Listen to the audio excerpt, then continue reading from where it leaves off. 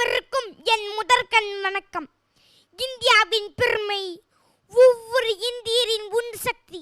சவால்களை எதிர்கொண்டு இந்தியாவிற்காக உலக மேலில் கர்ஜிக்கும் சிங்கப்பெண் வினேஷ் போகத்தை என் அறிமுக சுற்றிலே அறிமுகம் செய்வதில் பெருமை அடைகிறேன்.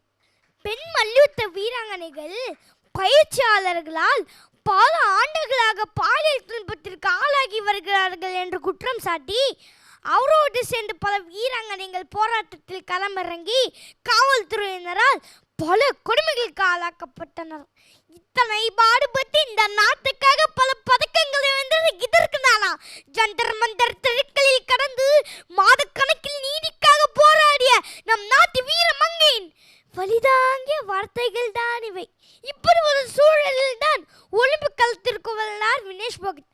பாரிஸ் ஒலிம்பிக்கிலும் முதல் சுற்றிலே நடப்பு சாம்பியன் விழுத்து கர்ஜித்த பெண் சிங்கம் வினேஷ் போகத்தை ஒரு போராளியாக பார்க்கும் என்ற ஒட்டுமொத்த நாடும் ஒலிம்பிக் இறுதிப் போட்டியில் வெற்றி பெற்று தங்க மங்கையாக ஜொலிப்பாள் என்று மிகுந்த நம்பிக்கையுடன் இருந்தவர்களுக்கு ஒரு பேரிடி காத்திருந்தது.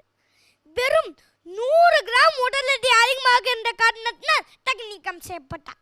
அதே போல்தான் புதுக்கோட்டை மாவட்டத்தை சேர்ந்த தடகள விளையாட்டு வீராங்கனை சாந்தி சுந்தரராஜன். பெண்ணாக பிறந்து பெண்ணாக வளர்ந்த ஒரு பெண் பெண்ணே இல்லை என்று குற்றம் சாட்டி புறக்கணிக்கப்பட்டார்.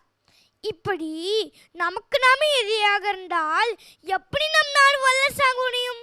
எப்படி விளையாட்டு துறையில் பல சாதனைகள் சாதிக்க முடியும்? இன்றைக்கு எத்தனை இளைஞர்கள் விளையாட்டு துறையில் அவரை போலாக வேண்டும் இவரை போலாக வேண்டும் என்று கனவு கண்டு படிப்பை விட்டு வீட்டை எதிர்த்து அவர்கள் புகைப்படங்கள் பெயர்கள் அடங்கிய உடைகளை அணிந்து கொண்டு பயிற்சியாளர்களால் திரிகிறார்கள். அவர்களுக்கு நீங்கள் வழிகாட்டாவிட்டாலும் பரவாயில்லை, அவர்கள் தேர்ந்தெடுத்த வழியை தடுக்காமல் இருந்தாலே போதும். எனவே வினேஷ் போகத் அவர்களே, நான் சொல்கிறேன், நீங்கள் இத்தனை ஆண்டுகளாக உழைத்து உழைப்பிற்கும் சிந்தி ஒவ்வொரு தள்ளி கண்ணீருக்கும் ஒரு விளையாட்டு வீராங்கனையும் ஒரு அரசியல் புரட்சி நாயகியும் இந்த நாட்டில் உழைத்து கொண்டுதான் இருப்பார்கள். நீங்கள் ஒலிம்பிக்கில் பதக்கம் வென்றிருந்தால் கூட அடுத்த ஒலிம்பிக்கில் தான் பேசப்பட்டிருப்பீர்கள். ஆனால் இப்போது வரலாறை பேசப்படுவீர்கள்.